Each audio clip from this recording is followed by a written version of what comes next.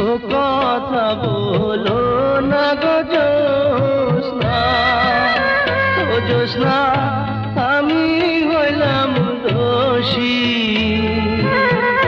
সুখের আশা দিয়া গো তোমায় করলাম বনবাসী গো জ্যোৎস্না, করলাম বনবাসী।